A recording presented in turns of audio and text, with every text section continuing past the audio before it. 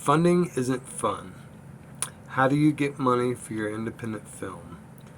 That is the tough question. So, there's a couple ways to go about this. You could try a funding campaign to try to get the budget using Indiegogo, GoFundMe. Um, there's a bunch of them, Seed and Spark, and they all have their different formulas and stuff. So find the one that works best for you. Friends and family is a given. Reach out to them. Reach out to local businesses. Pretty much it's going to be people that you least expect that believe in you. It's not going to be the people who you're already thinking like, oh, for sure, these people will back it. It's never those people. They usually get involved way after the fact. Like, as soon as it starts catching attention, then you'll get the people who you thought you would have at the beginning. Then they'll start thinking about backing it. And be prepared to fail several times. It's not going to be just one big, great campaign. You're going to probably have to run the same campaign 4 or 5 times before something really sticks. I know the first couple we tried raised like $400, $300, $500. It took us quite a while to get up to even the small amounts that we're pulling now. But that all comes with carving your own path out.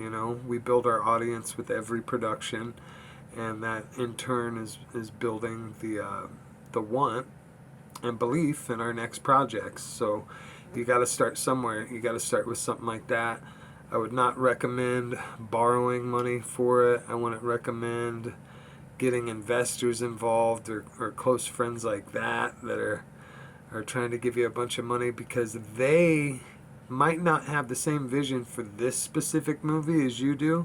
So they might be taking your passion project, your baby, your thing that you're about to put a lot of energy and creativity into, and they might be wanting to shape it more towards something that they're envisioning, for themselves to even be in, depending on how much money these people are putting in or what. But basically, every time you receive money like that, then you usually have to get more and more flexible with your story or your cast or your locations or what's going on with it, which could sometimes be a great thing, but it's just not ideal, especially if you're about to put in about 2 years worth of work from start to finish on this thing, and then there's no promise of a place for it to go after that. So that's the thing too, is distribution. You gotta really watch out for these people. It could be a big, awesome company that is known. That doesn't mean that they're gonna pay you. That doesn't mean that they're gonna communicate. That doesn't mean that they're not gonna just take the rights to your film away and not even put it out if they want. It's pretty wild. So make sure you read all the offers and contracts. Don't be just dazzled by the fact that it's a big known name studio that's interested in your project, because chances are they're not going to offer you what your film's worth at all. Most of these distributors are going to do about the exact same thing for you. Some of them have 3-year contracts. Some of them have 10-year contracts. So make sure you read that and check it out. Honestly, they offer the exact same thing. There's the streaming fee, then there's the commercial streaming fees, and none of it's a fraction of what you've put into your film. And if they do offer something up front, then that's generally going to be the only significant payment you're going to receive ever on that film. You got to think, most of these films, we're spending anywhere, when I say we, I mean the whole, community, we're spending anywhere from $10,000 to $500,000 to $1 million on these things. And even a Netflix deal, they only give you about $5,000 and then they own your movie. So you do the math, you figure it out.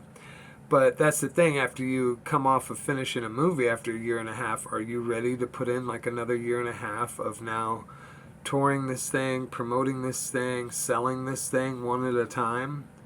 Or is it worth it to you to fish it out to someone else that's going to take a chunk and not really be too worried about paying you anytime soon or any significant amount for quite a while? So there's a lot of things to weigh in there. And there's tons and tons and tons of middlemen. There's tons of fake companies and bullshit artists and middlemen that work with distributors and all this kind of stuff. And honestly, you're better off just approaching them yourself with what you have. They have that Film Hub thing. Put your own stuff out on it. Get that little bit of money each time that at least goes to you. You don't have to wait 2 years to then start getting every other month payments for $15 to $100. Like, come on, man. Like, that's not what we're making movies for. So there's a lot of ways to do it. But with funding, I would say try to find something to sell to help raise money that goes just towards that. Whether if it is artwork, it's posters, it is t-shirts with the movie on it. Maybe you novelize it first and write the book, and then, that might be a good way to justify if it needs to be a movie yet. Maybe you need to sell some more books of it so more people know about it. Then when you go to do your movie, it might be easier. So sometimes it's not bad to take a couple losses just to gain the experience of the whole funding and campaign rodeo. And sometimes being patient is the best way to make movies, especially if you're the guy juggling, doing multiple things, running multiple hats. Crank out a bunch of shorts. Scratch that itch with a bunch of shorts. All it's going to do is attract more people to watch your stuff. So when you do a movie, you got a bigger crowd. So do a bunch of shorts to keep yourself occupied while you're building up on this movie. But take your time funding it. If you haven't sold enough books, to fund it, or to at least be a significant chunk of money, then it doesn't need to be a movie yet. Use that as a good rule of thumb. I mean, there's a lot of ways to do it. All I could do is share with you guys, from my experiences. I know jack shit about it except for what I've been through. So, maybe try selling books of it.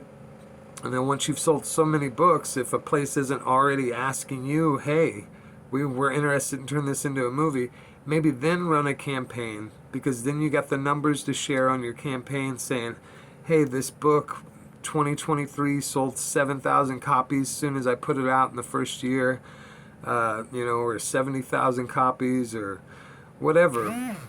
So you might want to do that, and you might be able to use that to help promote your movie. And you got to think everyone who's bought the book or has heard about the book is gonna maybe want to check out the movie too. So that's one idea, and that's one cool way to try to think about justifying if it needs to be a film, and how to help raise money for it independently without relying on anyone else. So we'll get further into distribution and what it's like having a movie come out on some of these platforms and distributors. I will share with you some of my experiences thus far.